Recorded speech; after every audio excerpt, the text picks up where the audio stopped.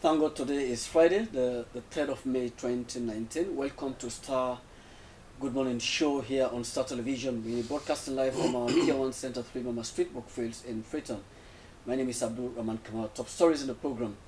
His Excellency President Julius Maada Bio, during the state opening of the 5th Parliament of the Second Republic of Sierra Leone, has outlined his government achievements in various sectors and what he plans to do in the coming years. The British Chamber of Commerce Sierra Leone membership breakfast event was on Tuesday, 30th April 2019, held at the Racing Blue Hotel, focusing on the National Development Plan and the role of private sector. The Minister of Planning and Economic Development, Nabila Tunis, made presentation during the interactive session. All this, including sport, will be part of the program. As you may be aware, every year, May 3rd is a date which celebrates the fundamental principles of press freedom, to evaluate press freedom around the world and defend the media from attacks on their independence and pay tribute to journalists who have lost their lives in the exercise of their profession. The theme for this year World Press Freedom Day is criminal libel and quality of journalism. The theme is occasion to reflect on the current issues affecting journalists and journalism in their profession. With me in the studio is a senior colleague, also a media analyst, Mike Masako. He's here to talk to me on the significance of this day, including other aspects that borders around the walkout of parliamentarians by members of the APC during the State of the Nation's address, and also his experience he had while he paid a visit to Moyamba town on the water crisis in that part of the country. Good morning and welcome to the program. Morning, Chief. How are you? I'm fine. How are you too? You're looking good. You're extremely good. Today is World Press Freedom Day. It's all about media profession, media practitioners across the country, the ideal environment where media professionals tend to operate. You've been around for quite a while, experiencing this day ever since you've been an active journalist. How often do you acknowledge, how do you acknowledge this day, May 3rd? I think just for the sake of history, I think for the last 10 years, if I may say so, I think the profession has had some quiet, if you like. I think not much has been done in terms of infringing on the rights of journalists, really. With respect to, for example, people being incarcerated, people being sent to prison, people. But I think, notwithstanding that, though, politicians tend to Infiltrate on the job, on the work of... Well, yes, infiltrate, perhaps, if you like, influence the work of our work. Why I'm saying this, most times people use their offices to intimidate journalists. I've had series of comments from high place officials in the previous government and even in this government. You know what? I don't like the way that is being done. I think that's not the job of politicians anyway, to regulate journalists. I think journalism, which forms part of the fourth arms of government, is a profession on its own. And people should recognize that as a profession, a separate entity. It stands on its own. So if people come with a sledgehammer, for example, to crush that nut, if you like, I think sometimes it doesn't tell well. And a few instances have been, for example, the last regime, if I want to pick one or two incidents, for example, Jonathan Lee, our very senior colleague during the APC administration, he had a very, very, very rough ride with that particular government. In and out of Pademba Road, courts here and there. I think whether sometimes, again, people tend to overlook their responsibilities. I think to fuel precipitate, if you like, some of those anger and fluid relationship between journalists and the government. I think sometimes again we need to question that. Also, this regime, there is not much. I haven't had a case yet that this journalist was arrested or has been arrested because of this. The fluid situation. Well, there was one.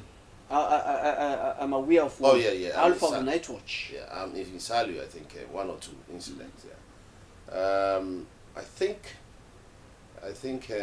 we need to step back and try and rethink and engage the government on this.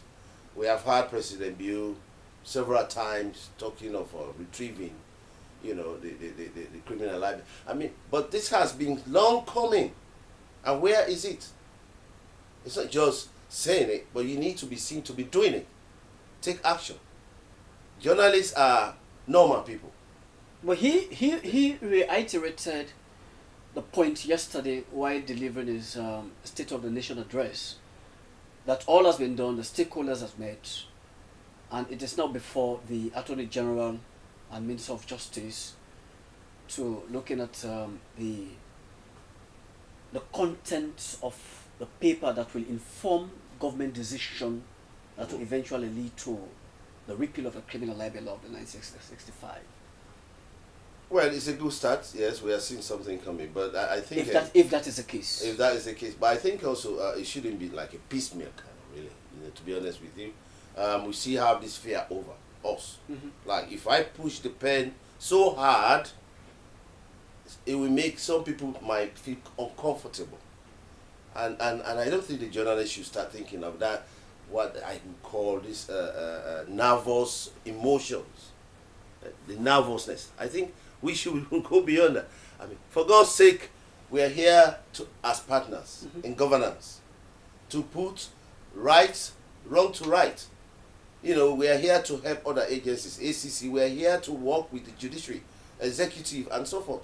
We can smell and see and touch the wrongdoings, the wrongs in society, and we can then inform the governance structure that this is wrong. Why can't we look at this? I mean, there are so many ways journalists have been helping government. If I could borrow your words, it will seem to many people that what you often refer to as a binary relationship between the media and the government, those seem to be cozy.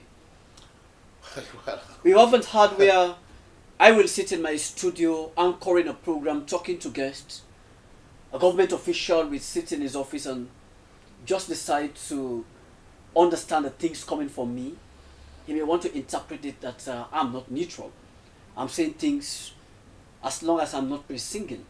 And for some of us, we are not like that. Yeah, well, this is the problem. This is the point. Yeah. You not coerce me to say to say what you want to hear. No.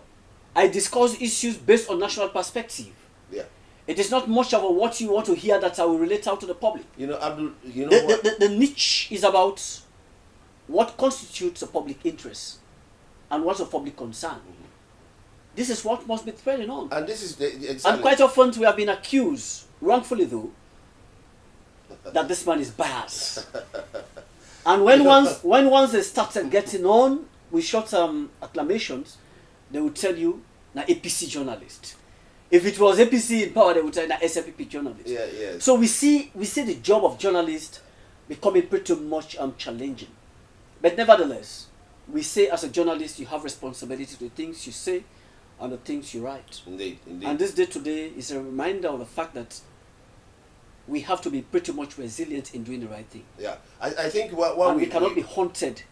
We cannot be haunted by the mere thought of politicians. That's right. And what what is playing out clearly in African politics, in Africa generally, with respect to this binary relationship between journalists and those in government, I think it's a fear factor. People sit in government offices full of fear. Mm-hmm. Why? And I think also, this issue of you are APC, you are SFPP. It only plays out in African context. But I tell you something. Yeah. When somebody normally says you are an APC journalist, you are in argument or you presenting a program, somebody claims that you're an APC journalist or an SFPP journalist, that government official to me does not have the in-depthness in him to actually prove on the things as best as possible how he can defend government policies. So that's a shortcut to meander with your way out and say, I don't have the facts. Because when they press him, the best he can do, you're an APC journalist. Do I care? How many times some of us have been in class that you are an APC journalist? Do I care? The point is, you will never take the me out of me. Yeah. In fact, I think this is why I see the whole business as as pity. Mm-hmm. In Western world, you align your work with philosophy, mm-hmm. logic. Mm-hmm. I could be a liberal journalist. Mm-hmm. I could be a conservative journalist. It's the ideology. The ideology that creates provision for people to be people's welfare. It's not about politics. I mean, here, I am getting a little bit, sometimes I get annoyed why people have now hung on politics as the only benchmark. Why?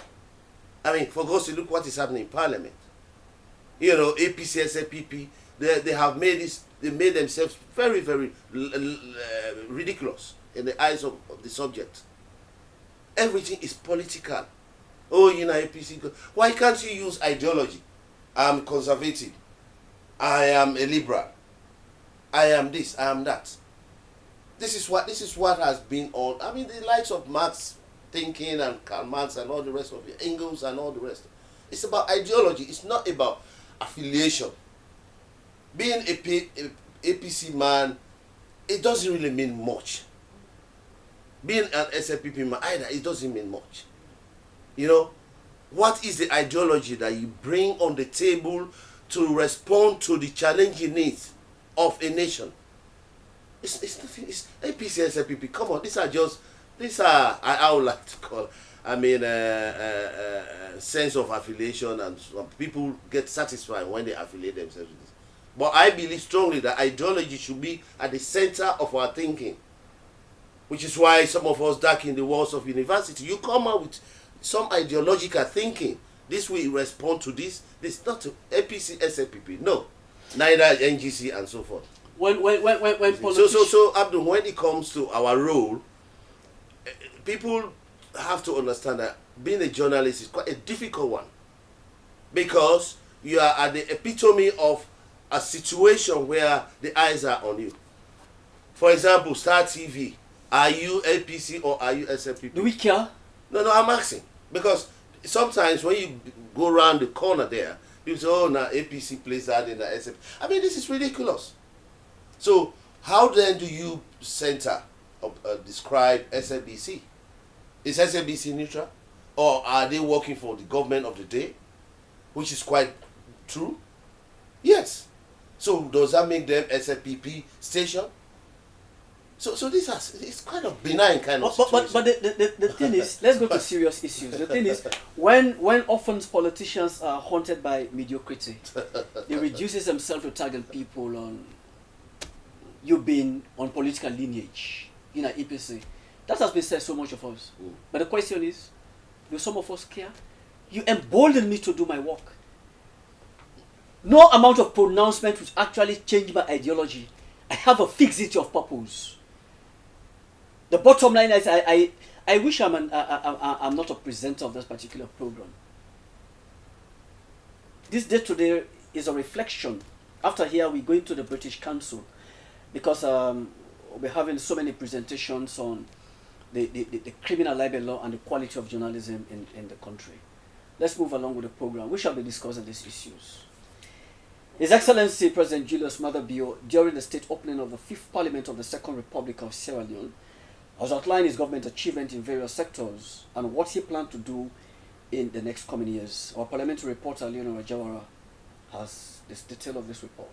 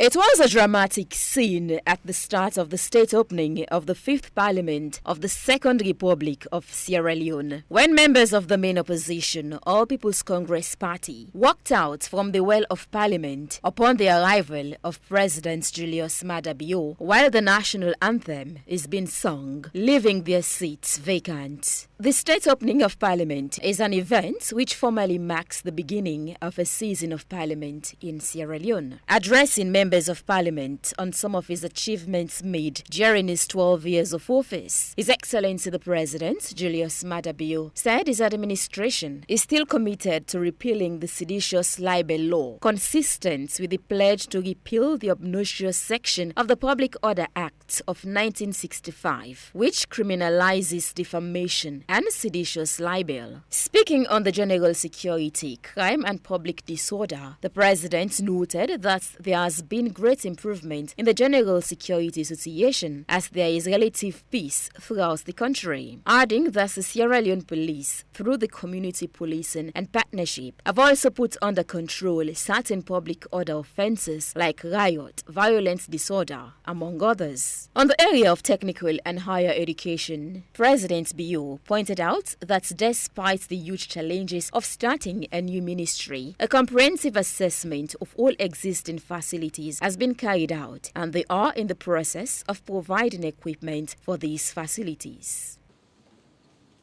Mr. Speaker, honourable members, my government has demonstrated more political will than any government in support of tertiary education.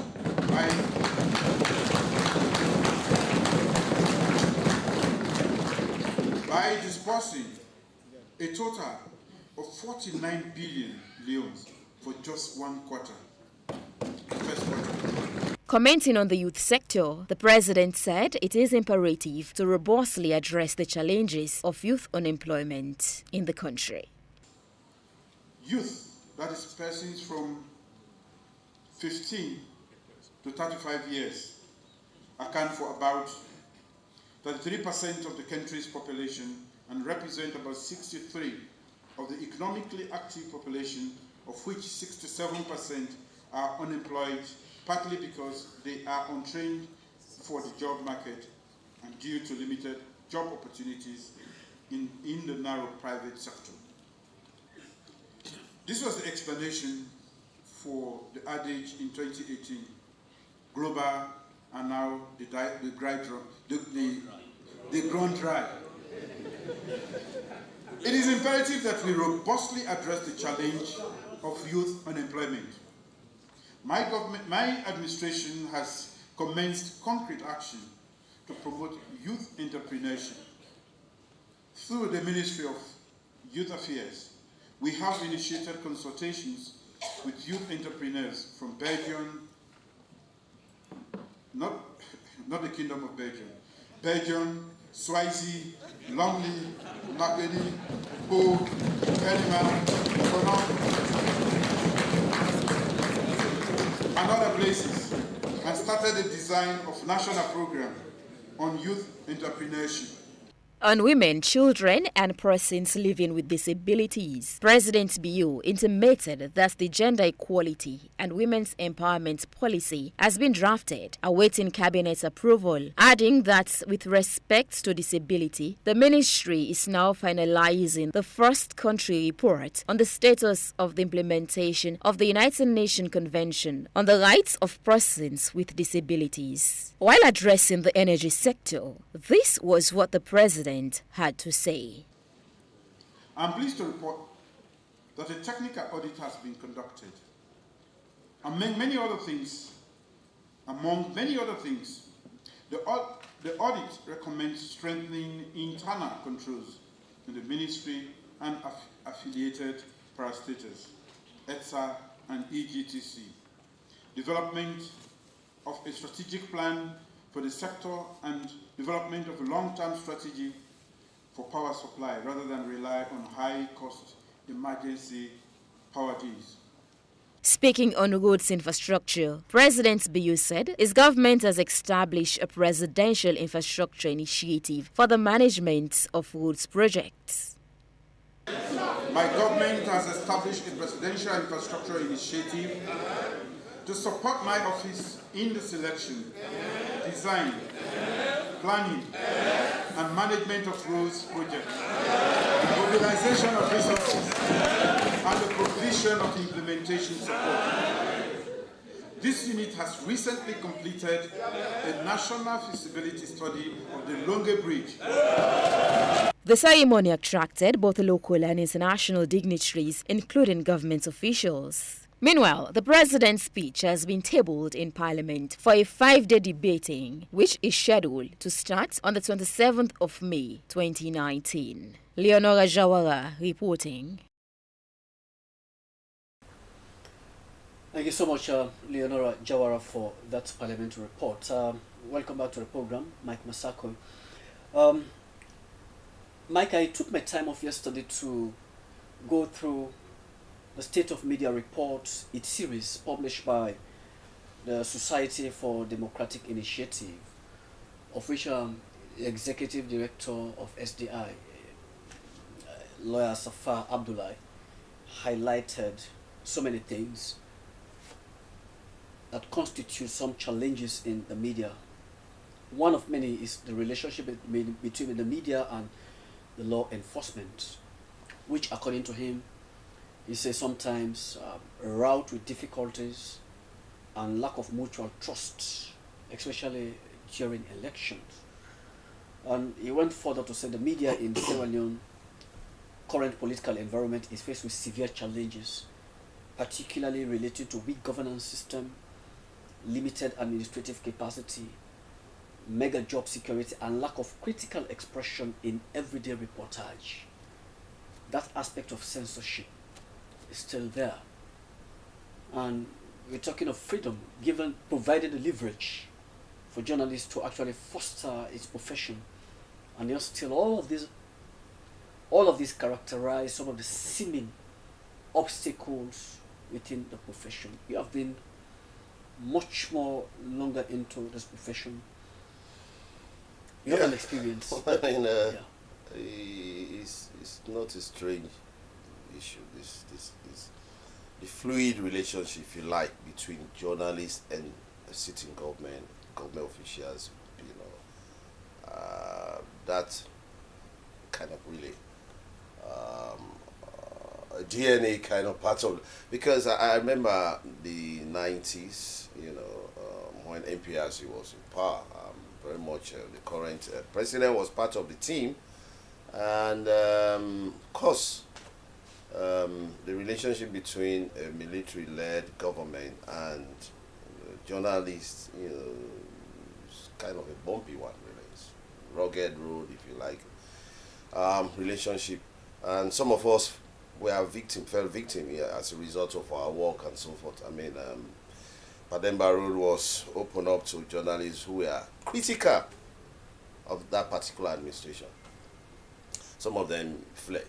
But I think it is a phenomenon. I mean, repealing even the criminal libel stuff, is that enough to safeguard journalists? I think, okay, well, we appreciate it, but then again, it's not a guarantee to suggest that you go ahead and do your job. Often and again, this binary relationship is characterized by tension, mistrust. I think that's the issue here. Journalists and politicians, the bedfellows in a way sometimes when the grain goes against them, or perhaps when journalists fall foul of their actions. I think for what I can see personally about this government led by President Bill, I think they have respect for for the profession. If he, as a president, comes out and say, look, you know what, we are going to examine criminal law, libel law, I think it's a good move. That thought is quite good. But then again, does that address the mistrust? Because I know the slide president has a very good relationship with the sitting government, given what I've seen myself.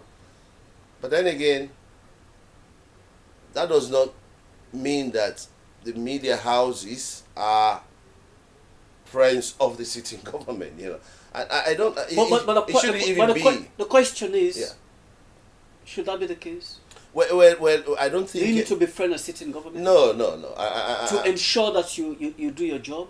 Well, you see, the issue here is about trust. Journalists have the right to do independent work, to conduct investigation independently. But I think also, you know, in a way. Well, I'm not sure whether this is limited only to the jurisdiction of Sierra Leone. I was looking at a report this morning by the Reporters Without Borders. They are saying, from a survey they conducted, there is a deep-seated hate for journalists across the world, even in advanced democracies like the UK and America. You've been reading, you've been viewing television, see the way the sitting president in America is taunting journalists, especially of New York Times, the CNN, when they were having their press conferences. Yeah, I mean that's natural. You see, so the question is not only limited to the jurisdiction of Sierra Leone, but what Lawyer Safar Abdullahi was reiterating in the many series of his publication on the state of the media. He was saying here, the state of the media report has relentlessly highlighted perennial problems in the media landscape and provided recommendations that draw the attention of media practitioners and policymakers on the need to ensure media neutrality, ethics, professionalism, and free expression.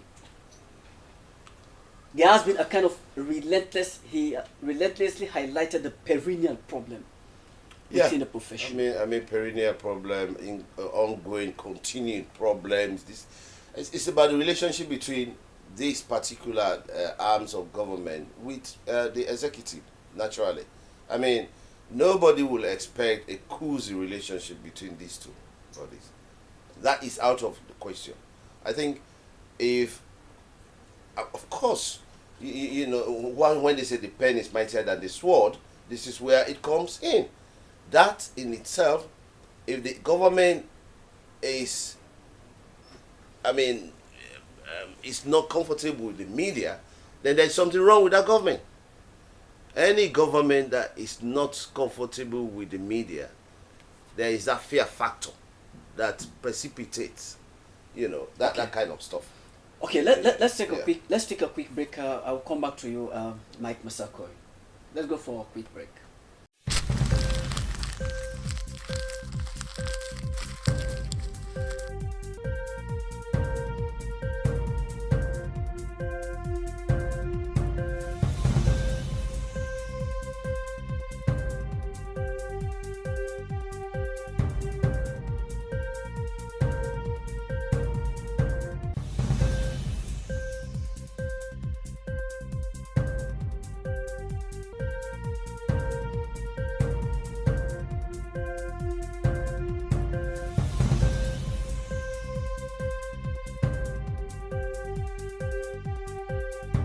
Colleague of mine and also the PRO for the Sierra Leone Association of Journalists, Princess Gibson. Princess, good morning and welcome to the program. Thank you very much. It's a pleasure. Today is a wonderful day for all of us.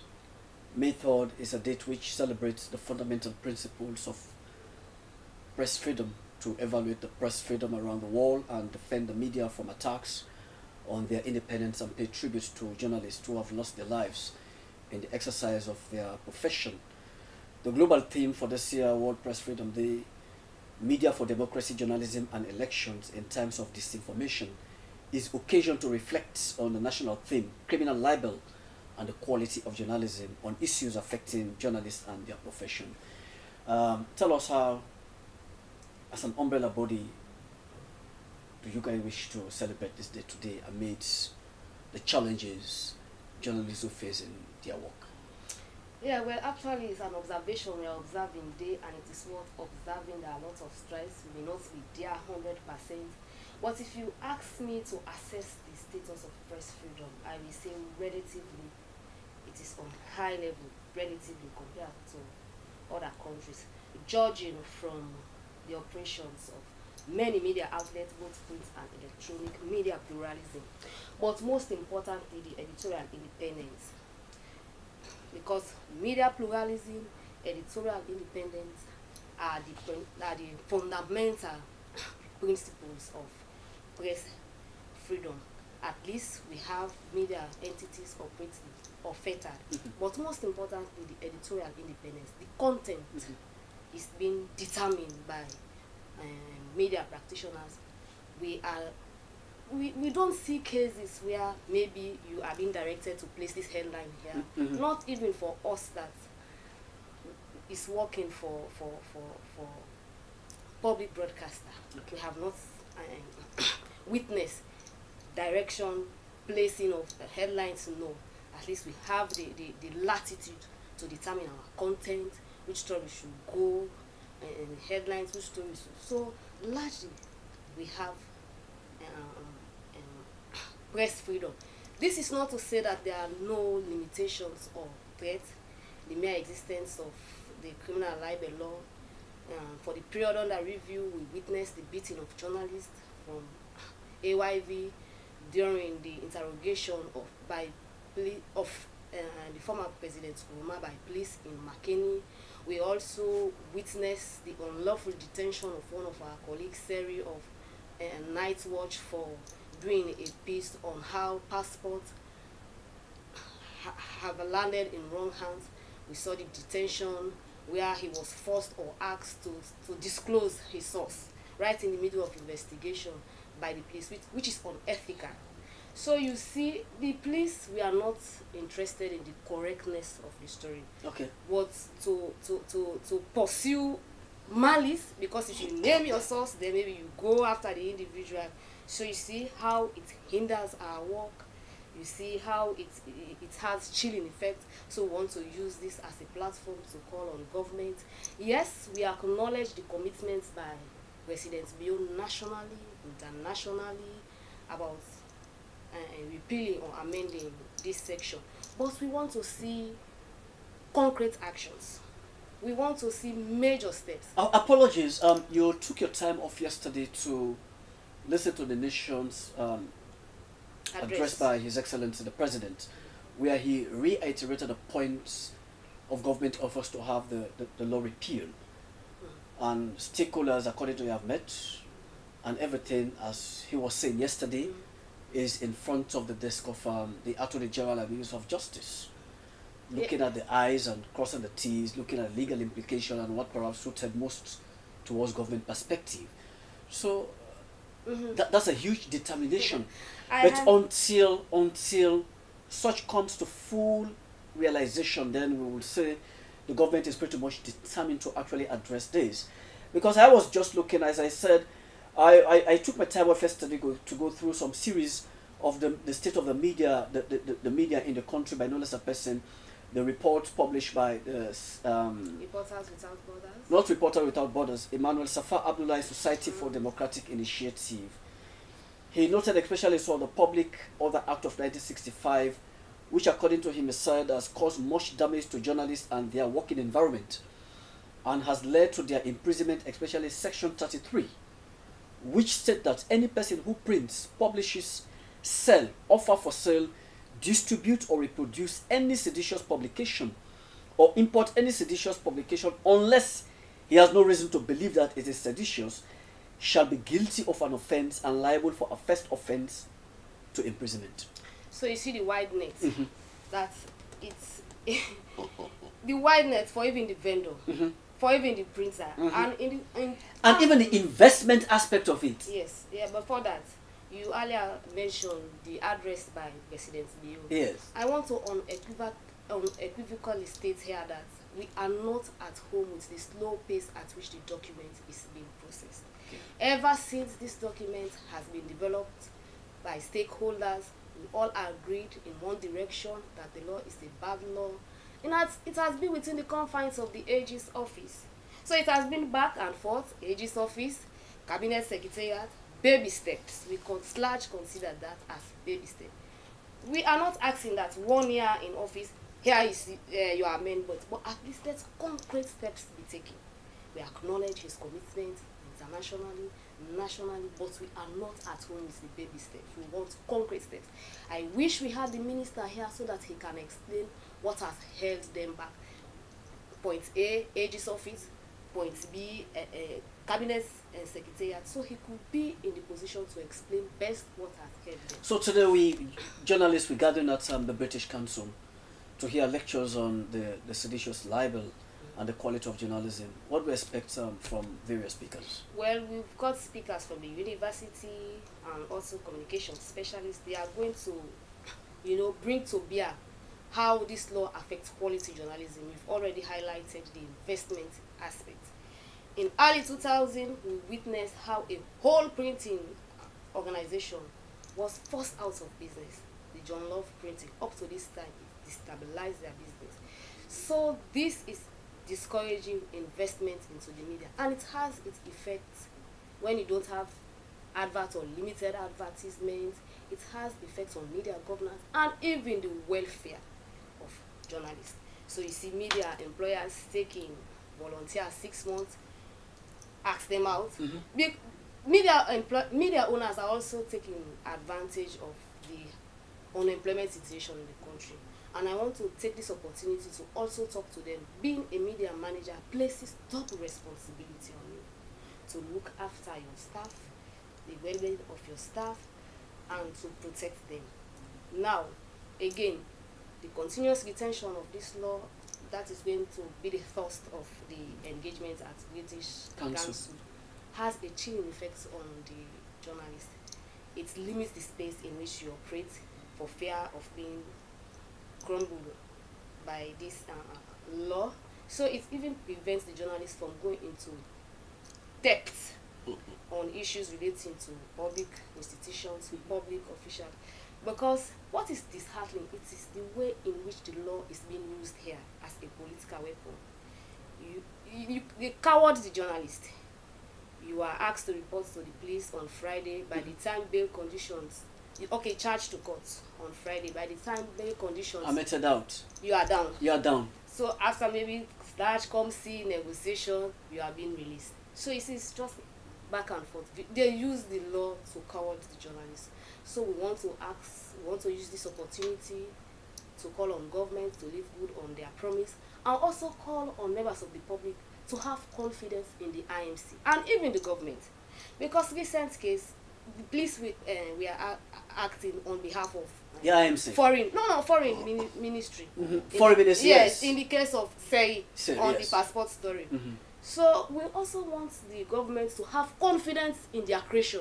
And there was an instance where even the headquarters of the Israeli police headquarters issued out a press release as if they are the regulatory body. Yeah, mouthpiece of it's pretty much sad. So you see the way the law is being implemented is disheartening. Yeah. It is being used as a political weapon. You cover the journalist, he or she withdraws from the story, then the other day so we are asking to have a cut-off point, so that we could practice our trade unfettered. Mike Massaquoi, most often journalists do complain, especially so where they tend to take up matters that has to do with a public official. This is where I bring the question, what really justifies personal intrusion? What justifies personal intrusion? In a situation where your iniquities as a government official has been spotlighted. So the question is, as a journalist, do I have the leverage to actually publish on the public interest or in the interest of the public? Yes, in the interest. I mean, I like what my sister said, unfettered. I think this is the expectation of journalists. You do your job without fear. But public intrusion. personal issues, a man caught with someone's wife, Yes. or a minister caught with, I mean, this is setting up the ground, the moral ground. I think is in place. It's in place. I mean, I have to take you back to the days of Bunty Davis, the New Shaft newspaper. Often and again, Bunty had a fight with late Bambi Kamara. Almost every other week, Bunty was thrown into the cell down there. But then again, he insisted of doing his work. He goes to CID. The next day he comes out, and he repeats. I think then at that moment while we are cop reporters, there was this fear attached to the profession. You do that, you go to jail. The 21st century, we shouldn't really allow that kind of stuff. But it is setting the standard. A public servant should have the moral of the moral value to demonstrate. Have to be careful what you do. There's a story of a police officer being slapped by a sitting minister, for example, in Lumley. And that has been suppressed. That has been suppressed. And I was there, and I'm thinking like, hang on.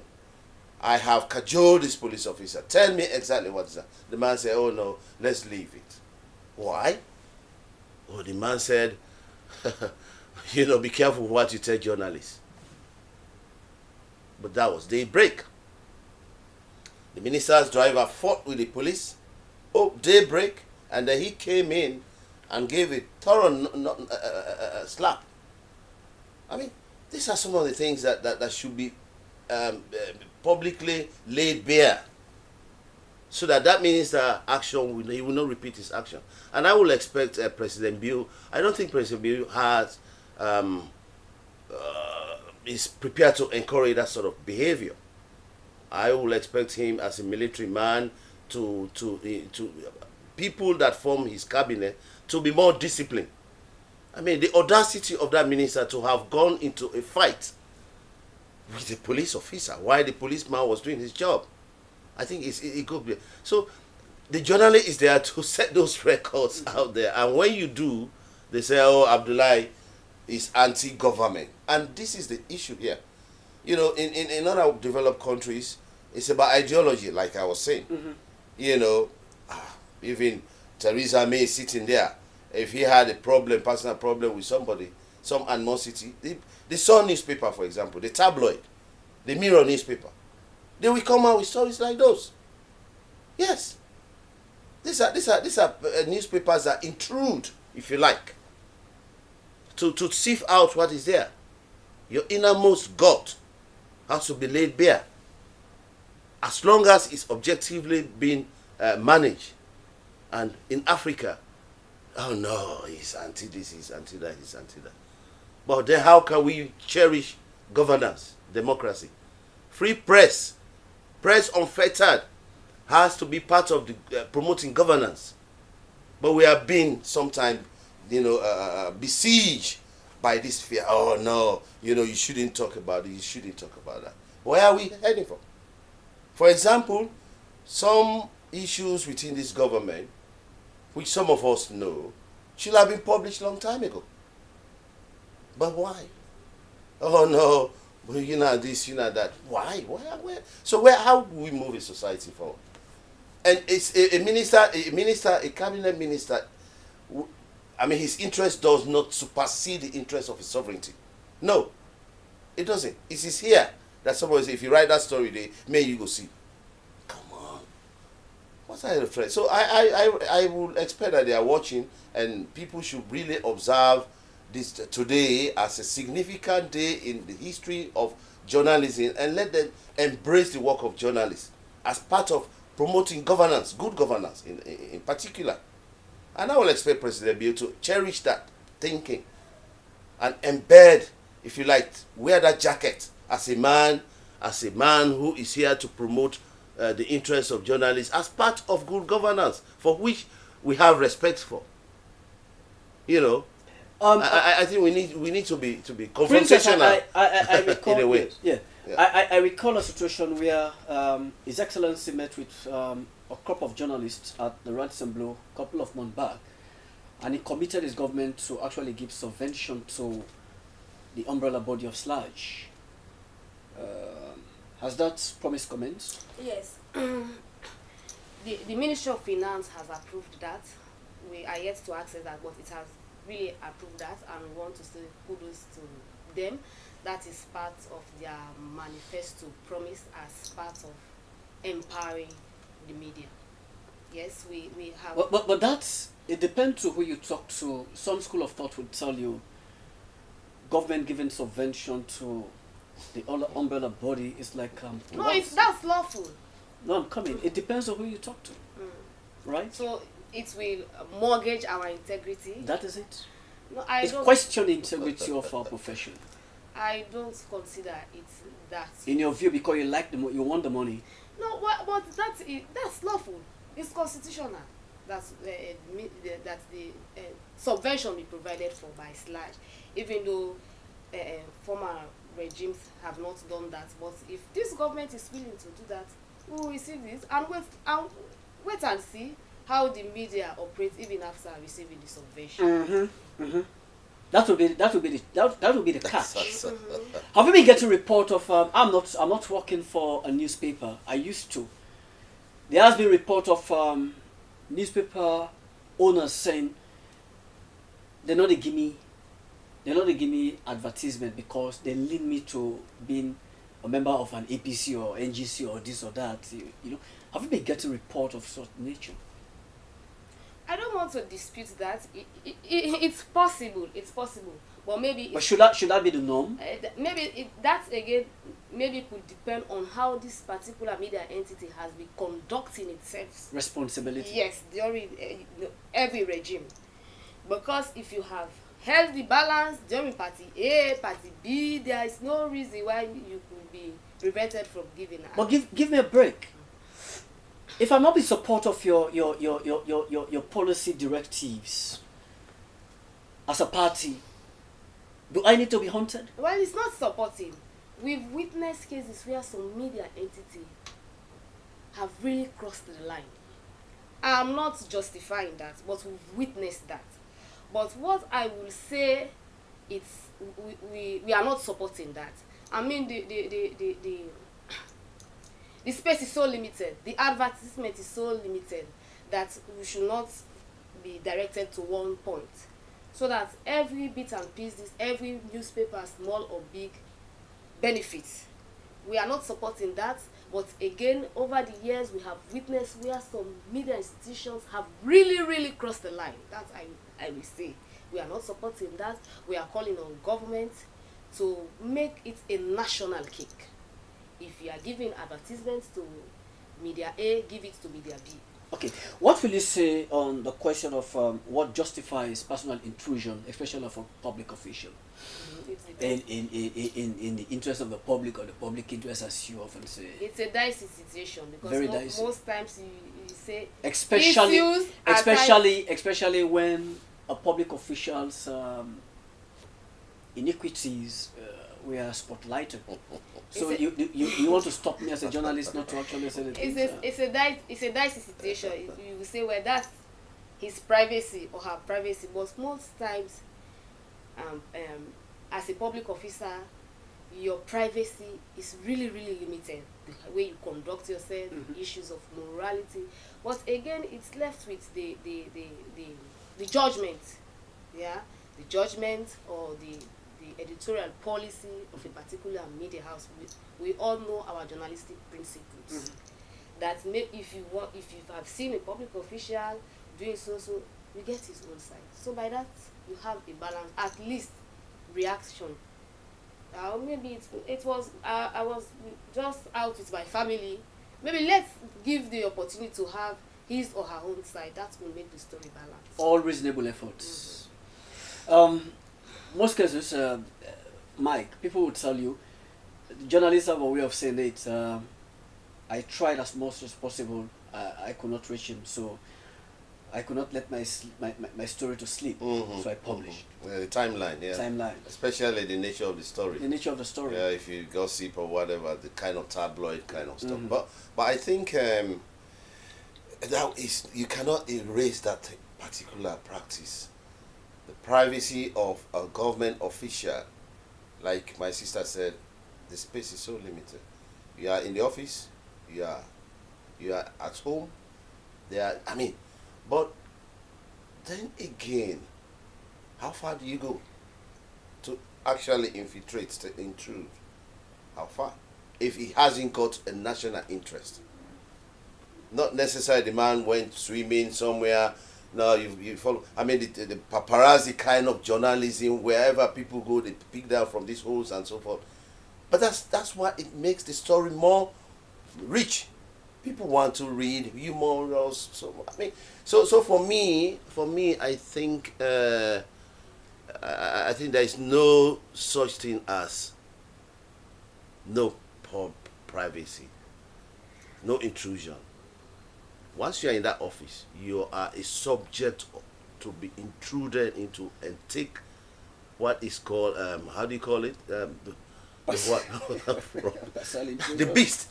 Come on, you are the beast. You make yourself the beast for the journalist. Well, this is where I think this is where I often say I don't want to hold on to my colleague here. She has a very important role to play at the British Council this morning. Quickly before I let you go, what journalists immediately after here we move to British Council? What the public wish to hear from the various speeches coming from our guests about how on the quality of how we could discharge our functions professionally in line with ethical standards, in line with ethical principles, and also how do we see the back of the criminal libel law. But at the same time again, we want our colleagues to conduct themselves responsibly, because under this leadership, Kelvin has always re-echoed that he does not support reckless journalism. Mm-hmm. You will say, hey, Kelvin is this, Kelvin is that, but he is a man of principle. And under his watch, you've realized that cases of reckless journalism dwindled, because he will tell you in your face. So in as much as we are looking forward to seeing the repeal of section 26 and 27 of part 5 of the criminal libel law, we also want our colleagues to conduct themselves responsibly, because government is asking questions on personal censorship. Well, not personal censorship, self-regulation, because that is the present vogue now. We don't need police to come after us. We don't need IMC to come after us. Let's use self-judgment. That before I put out a story against, I must be sure. I must be sure. These days, it's not normally two sides to a story. Every side to a story. Mm-hmm. So Yeah, I think I have a problem with that. You have to put a synopsis. You have to tease out. There are, you could use a question, but you could. I think getting the true story for journalists is a difficult one. Sensationalism, the question, perhaps. don't leave a journalist under suspense. Yeah, but When you keep the fact within yourself and you don't share, even when it's been requested upon by a journalist, you don't talk to him. You see what I find a little bit, but the recklessness, I think that could be perhaps the wrong word, but maybe something sensational. People want to market their newspapers. Sensational journalism has been here decades ago. If you read some of the lead stories in some of these are just to catch the eye of the reader, the readership.